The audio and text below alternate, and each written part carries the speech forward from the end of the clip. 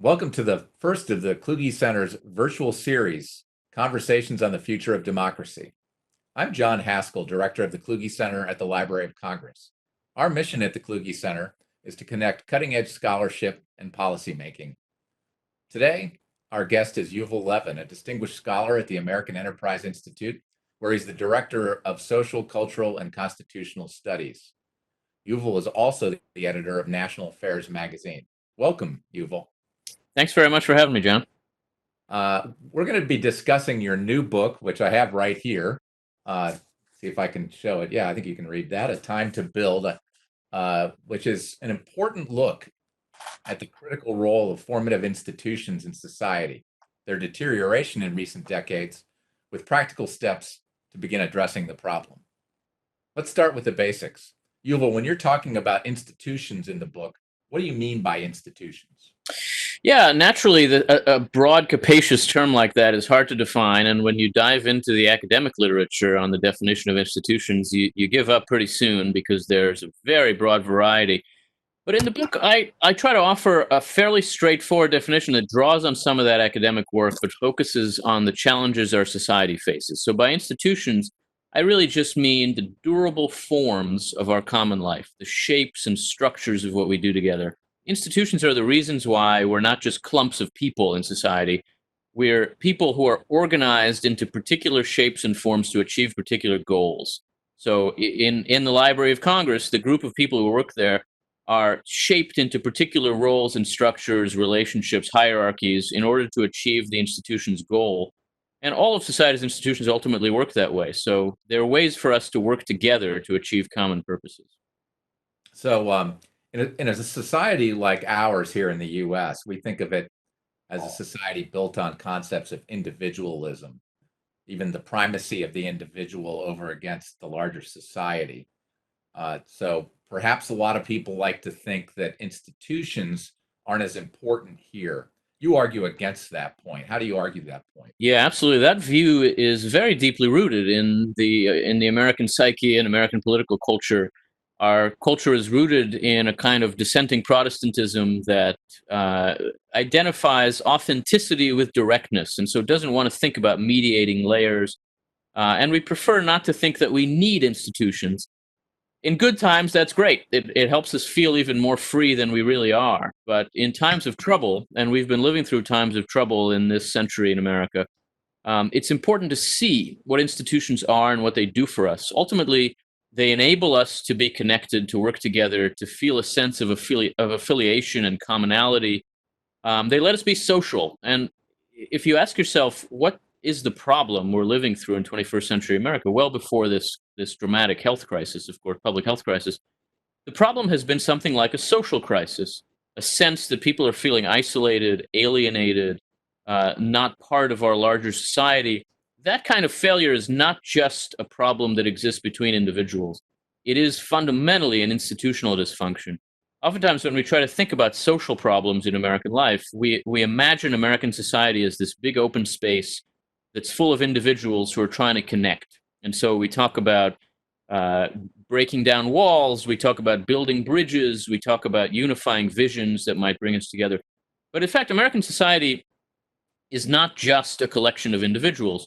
American society is also a collection of institutions, of structures that hold us together. And I think that it is in those structures, which we so often treat as invisible, that the problem has actually been found in this century. Yeah, it's almost as though your argument is almost as though we don't want to admit what is obviously there in the role that institutions play. Even we have a myth, and myths are important, that everybody is on his own, her own. Pull yourself up by your bootstraps, and there's clearly an element of that in our society too, and that's really important. But you can't even do all of that without institutions. That's kind of part of your argument, right? Absolutely. The individualism that's part of who we are is true too, and it matters. That is a part of the American story. But the piece that we're not seeing now, and where there are really problems to fix now, has to do with what institutions do for us. And when we ignore institutions, we forget what they do for us. And in the book, I argue that an important piece of what they do is formative. Institutions shape us. They take a human person who enters the world not ready to be part of civilized society, and they help to shape us in ways that enable us to function and thrive in a free society. The family does that in obvious ways, schools do that in obvious ways, but it's not just the institutions built around rearing children that do that. Every institution that we're part of, where we work, where we encounter each other, where we pray, where we learn, all of those institutions and the ones that allow us to function as citizens, they all shape us, they all form us, they all create our character, our understanding of the world around us. And so we need them to be functional if we're going to be able to thrive in a free country. So taking a step back to something you mentioned before, you talked about, for lack of a better term, a general malaise, an alienation, uh, and one can say, well, that's kind of vague. How do you actually know institutions have deteriorated in our society? The question I wanted to throw at you was, is this simply a matter, in terms of having some hard data, if this even lends itself to that, is this simply a matter of citing polling on the declining trust in government, the media, and other authority figures in religion, et cetera? Or is there something else we can hang our hat on? I mean, that stuff's important, right? It is important, but I think there is more to it than that. We've been living through a social crisis that's presented itself in a variety of different ways, from debilitating polarization in our politics to an intense culture war in all kinds of arenas in American life, to what seemed to be in the personal lives of a lot of Americans, this sense of alienation and isolation that's not just evident in polling, it's evident in rising suicide rates, it's evident in the opioid addiction explosion that we've seen in parts of American society, a sense that people are lacking connection, lacking affiliation. And then you also have polling on American attitudes about institutions, which does tell a pretty stark and striking story where over a period of decades, we've gone from really exceptionally high levels of confidence in our institutions, from government to the business world, to the academy, the professions, religious life. Americans in the 1970s, when Gallup started regularly asking this question, told pollsters that they believed that institutions did the right thing most of the time at very strikingly high levels. Even Congress had levels of public confidence that were in the 40s and 50s, 40 and 50%. The presidency in 1975, a year after Richard Nixon resigned in disgrace, 60% of Americans said they had confidence in the American presidency. We've seen that just collapse, and not just about Congress and the presidency. Trust in the healthcare system, trust in universities, your local school district. Americans are much less trusting of the institutions around them. And when you combine that with these broader problems, a kind of sense of general dysfunction in various parts of society, it seems like part of the answer has to do with what has happened to our institutions. It doesn't tell the whole story, but I think it is a key part of it. So, in making your case, in short form, what exactly has happened to the institutions? Right. So there are a number of reasons why we might lose trust in institutions. I think you have to start by asking, what really is trust in institutions? What is it that we trust? And that forces you to ask, again, what institutions do. I think a big part of what we trust about institutions obviously has to do with simple capacity and competence. We trust an institution when it does its job well. But there's another element to it. Institutions, because they form people, end up creating a kind of ethic of integrity around them that's distinct to them, so that as they perform an important task in society, educating children or enforcing the law or providing us with a good or a service, they also shape the people in them to perform that task in a reliable way, in a way we can trust. You can see that in the professions when they subject the people in them to a certain kind of ethic, a set of rules, a process, a procedure. You can see it in a public institution when it seems to have a spirit of the public interest about it, that forms people who take that seriously. You can see it in a business when it takes the trust of its customers seriously. And I think in recent years, we've come to think that our core institutions are doing much less of that kind of formation than they ought to be. Some of that is about straightforward corruption.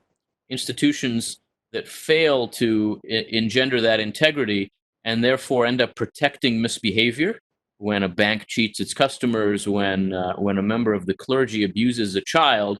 That kind of corruption obviously undermines public confidence in institutions. But that's not new. That's always been with us. It doesn't simply explain the change in recent decades. There's another form of that kind of loss of confidence that I think is especially evident in our own time. And that is when we come to think of an institution less as formative, as shaping the character of the people in it, and more as performative, as providing a platform for those people to perform, to stand and be seen and build a following and build their own brand, as we say now. When we think of institutions as doing that, rather than forming people, just giving them a platform to stand on, those institutions inevitably become harder to trust. And I think once you start looking across the range of American institutions, from the political to the professional and the cultural and religious, you find over and over that institutions that ought to be shaping people are being used instead as platforms for political performance art, for culture war, for other things, but as platforms for building personal brands rather than for shaping people. And that's that's really the crux of your argument. What I find very interesting about the book is you take this sense of the performative function that institutions seem to now be taking, and you track it through specific institutions in society. I think people, when they read your book, they'll find it interesting what you have to say about government, what you have to say about the academy, journalism, religion. Why don't you take one or two of those people and kind of run with it as to how this, because this is your thesis, that institutions are now performance art. They're not shaping people. Right. Yeah, and you see that in a variety of ways in different arenas of American life. I think it's especially evident in politics now. President Trump has a kind of performative attitude about his job. Whatever you think about how he does his job, he thinks of it as a platform for himself and of himself as a kind of commentator in chief in a different way. You find him on Twitter, for example, tweeting at the administration rather than tweeting on behalf of it, you might say. You certainly see this in Congress in different ways, where particularly younger members, I think, approach the institution with a sense that what it provides them is a platform to be prominent actors in the drama of our political theater, a way to build a following, a way to get a better time slot on cable news and social media, or build a following on social media, as a way to be seen. And the effects of that are pretty dramatic. It means that what we find in our political leaders are people who try to be speaking on our behalf, and often speaking as outsiders, complaining about government as we would complain about government, rather than seeing themselves as insiders acting within it.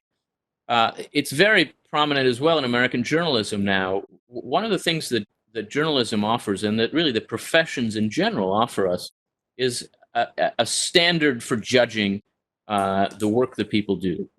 At the core of journalism is a process of editing and verification that lets us have some confidence that what we're hearing or seeing is more than a rumor. And that's what the institutions of journalism really do. But now, especially in elite political journalism, you find a lot of practitioners taking themselves out of those institutions and placing themselves as individuals on a platform, on Twitter, maybe on cable news, and basically blurring the line between their journalistic work and their opinions and their personalities in order to build a following, in order to build their own brand. There's enormous value in this for the institutions they work for because they get more viewers and readers that way. But there's also an enormous problem with this from an institutional point of view because it makes it hard to know when you're hearing the institution speak and when you're hearing the individual speak. And a lot of it is a kind of celebrity culture within political journalism, especially using social media. You find a similar pattern in the American university and in American religion. Part of the argument of the book is that what's happening in the university and in a lot of churches in America is actually kind of mirror images of each other from the left and right, where institutions that are intended to form people's souls or intellects instead are being used as platforms for political commentary or for fighting the cultural war. And, there's room for that. It's not that it's completely out of place, But when it takes over the role of the university or of the church, it leaves us without institutions that play those crucial roles. And again, it makes it hard for us to know what to trust and who to believe. And it robs society of some very important institutional functions that are more significant than just more political commentary.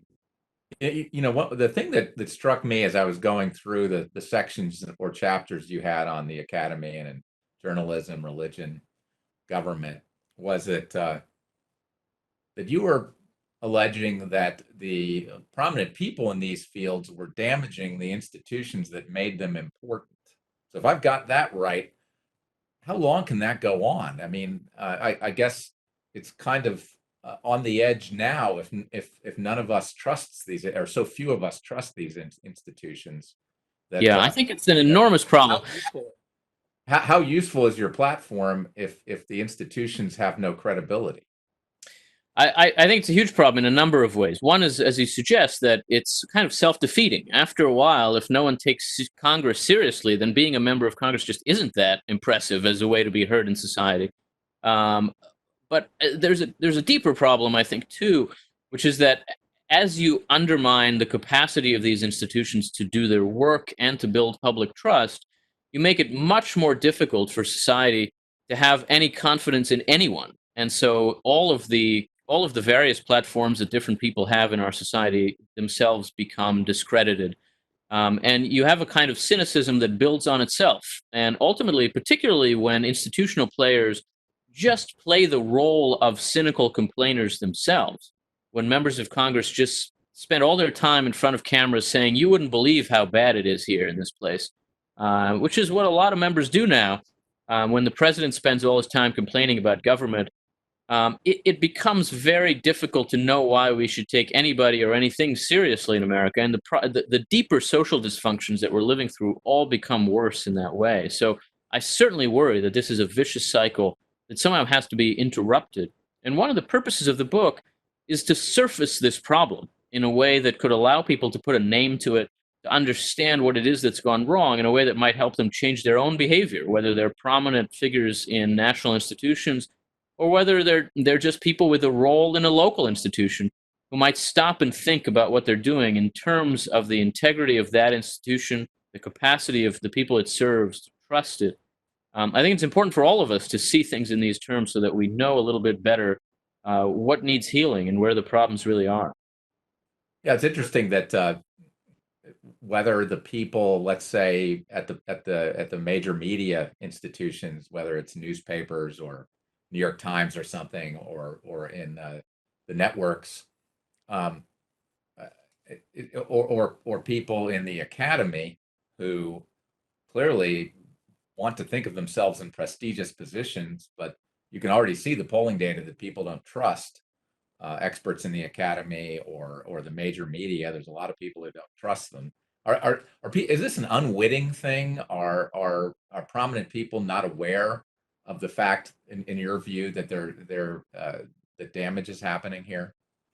Well, I think that's a complicated question. So, certainly, in some ways, a lot of prominent people in a lot of core institutions are aware that things aren't going well.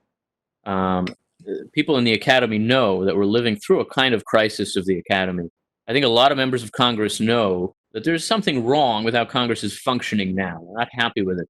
But I think to connect that to their own behavior, to see that by treating their work performatively, that by thinking of themselves as acting for an audience rather than as playing an inside role in an important institution, they're contributing to that problem. I think that is just less obvious. And it's less obvious in part because we just don't really think about institutions that way in American life. As we said when we began, there's a tendency we have to see through institutions, to treat them as invisible, and so to understand ourselves fundamentally in individualistic terms, so that when the problem we face is an institutional problem, as I think in many ways it is now, it is hard for a lot of us to diagnose it, to really see what part we're playing in causing this problem and what we might do to help. And you have a chapter that gets into the development of a new way of thinking about the elite in our society. It's not really that new anymore. Yeah. It's been a decades long thing, but you argue that our elite, the people that come out of the great universities and colleges, the most prestigious ones anyway, the elite doesn't see itself as restrained by institutional norms in a way that an elite in another day perhaps did, right? Yeah, I mean, that older elite had its own problems, and they needed to be addressed. Those problems had to do especially with the exclusive character of the American elite, the sort of WASP elite that was open only to a very narrow sliver of American society. And obviously, in a democratic society that increasingly was opening itself up to its own diversity, that became untenable and illegitimate, and it rightly did need to change. The way in which it changed took the form of what we now call meritocracy, opening up our institutions, especially through the path of higher education, to people who qualify in different terms than who their parents are, but who might qualify in terms of a capacity to make the most of an elite education, passing certain tests, which are, in a sense, objective tests. Um, and our elite began to open itself up to women, to racial minorities, to religious minorities. I think this was a great thing. It was necessary, and that the fact that it's happened is very good for America. But we also have to see that when we define our elite in meritocratic terms, we're answering the problem that arises when it comes to how people can enter the elite. And that is one challenge to elite legitimacy in a democracy.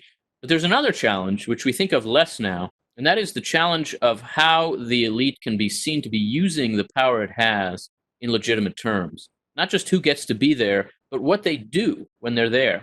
The meritocracy sort of blinds us to this problem because it leads people to think that they belong there, that they passed the test, they did the work, they paid their dues.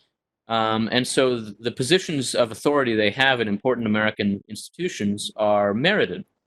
But of course, the expectation that a democratic society needs to have of its elites is not just that they'll be there because they passed the test. It's that they'll be there because they're serving some important role for society. They're using their power in a restrained and legitimate way. And strong institutions can help us to do that. They can help give people roles that are somehow connected to public service or are connected to a public purpose. And so when we think of ourselves institutionally, we tend to restrain ourselves. We ask, given the role that I have here, how should I be behaving? And that answer is often about self restraint. When we don't ask that now in a meritocratic elite, we create a legitimacy problem. And I think there's no question that the American elite faces a legitimacy problem. It has to stop thinking of that problem only in terms of who gets in and start thinking more in terms of what they do. And to me, that means, again, thinking in institutional terms, understanding ourselves through the integrity of a profession, of public service, of community service.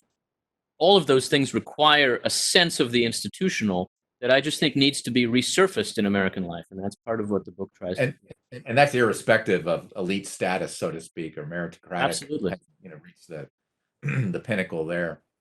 Um, Yeah. so the American Enterprise Institute, where you're now one of part of the leadership, has put out a comprehensive and very widely respected document on responding to the COVID-19 pandemic. How do you look at your book, your thesis, which was, of course, written and completed well before the pandemic, in light of this crisis? Yeah. Well, one way in which it connects is that we approached this crisis, we came to it with already a real crisis of confidence in America that, among other things, expresses itself in a lack of trust, in a sense that people in positions of authority are serving their own ends and interests and are not to be trusted by the larger public. That problem, which is always a problem, becomes a real crisis in moments of emergency. In times of national emergency, we have to be able to look to people in positions of leadership, people in positions of authority, and we have to be able to say that we trust what they say, and so we're going to act as they suggest or as they require. I think it's very difficult to do that in the middle of a crisis of trust like this, and so that helps us to see why it's important to address these underlying problems, to think about how we can rebuild some confidence in our leaders and in our institutions. It also forces us to ask whether we might come out of this crisis with a little bit more of a serious attitude about our institutions, about our leaders, when we've seen now why it's important to have a greater level of trust. Maybe we come away with this with an idea that the frivolity of the last few years in our politics might just be unworthy of American public life and might force us to think a little more seriously about politics. That's the hopeful way of thinking about it. It may also be that we come out of this crisis more divided with a greater sense that people in authority can't be trusted. It's too soon to say. I think both options are really before us. And among other things, it's important that people with power understand themselves in institutional terms in ways that can help them build that trust right now. Yeah, they need to step up. In other words, is one way of putting it. Absolutely. And in some ways, we all need to step up, but especially people in positions of leadership need to see this as a time when they have to step up. And going back to 9/11, which you and I, for example, were both in Washington then, but it didn't matter where you were in the U.S. I kind of at the time thought, well, oh gosh, this could be the opportunity for our leadership and government in particular to get past the cultural wars, and that lasted for less than a year, really. Yeah. And is there reason to think that this is different? That that the ongoing battle of the culture wars, which is so important in what you talk about in your book, Yeah. there's a better chance of getting past that in the current situation. Well, I think there's some reason to think that, in part because this really affects everyone in one way or another. It has changed the life of essentially every American in a way that 9/11, for people outside of New York and DC and positions of and the military, 9/11 wasn't that transformative. It made us stop for a minute, and then most people were able to resume more or less where they were, and our politics pretty quickly picked up its partisan trajectory. Maybe this crisis, because it's so much more far reaching, might change that. I also think it's going to be followed, it has already begun to be followed by a dramatic economic crisis that just isn't going to go away as quickly as the one that we confronted after 9/11. And so, in some ways, I think will change our culture in more profound ways. But obviously, there are also reasons to worry that at the end of this, we go right back to our politics. We're in an election year. It's going to unavoidably be a partisan election. That's in the nature of elections. And so you can imagine our politics going back to its 21st century instincts here and not using this moment as a time of change. But I think one way or another, this crisis is going to usher in a new phase in American political life. It does feel to me like a moment of transformation. That doesn't mean it's going to be a good thing, but I think that we're living in a time now that will really matter and will be looked at as the beginning of a stage in American politics. And just to kind of wrap up, I wanted to give you a chance to you've touched on it in different ways, but to talk about your last chapter where you acknowledge that your book is about a very thoroughgoing problem, to say the least, and you have an answer. I mean, it's not an easy answer, but you have an Yeah. answer. Yeah, I Want mean, to summarize that for us? it's books like this often have a final chapter where, having laid out some big problem, it turns out that the solution is what the authors always wanted out of politics, and here's a 10-point agenda. This book doesn't have a chapter like that. I don't think there's a 10-point agenda here or a list of things that Congress should pass. The change has to begin with a change of attitude. And so it does begin with that question I mentioned earlier, the great unasked question of American life in this time, which is, given my role here, how should I behave? As president or a member of Congress, as an employer or a worker, as a professor, as a lawyer, as a pastor or a neighbor, what should I do here, given that role? I think we all have to start with that, because any other reforms of institutions, and I do talk about institutional reforms, would have to begin with people within our institutions recognizing that they are part of the problem. And that's hard for all of us. So I think it has to begin with a change of attitude that starts with something like that question. And then from there are ways for each of us to see our path to some institutional reform. So in Congress, for example, that means a changing of incentives, a breaking up the consolidated budget process, for instance, that just gives members a lot of performative incentives and giving them more work to do, more concrete, ongoing work to do that focuses them on legislation that allows them to rise to prominence by being legislators rather than by being celebrities. There are ways of thinking about the academy in this way, too. There are ways of thinking about many institutions in American life. Once you have grasped that the problem is institutional in this way, you can think about reforms. But you need more than a reform agenda, because ultimately a change of mindset has to be the first stage. And that is certainly where that final chapter of the book begins. Yuval, I just want to again thank you for joining us here at the library for our Conversations on the Future of Democracy series. We appreciate your time, and we wish you the best in this difficult crisis. Well, thank you very much, and thanks for everything the library does. Thank you, Yuval.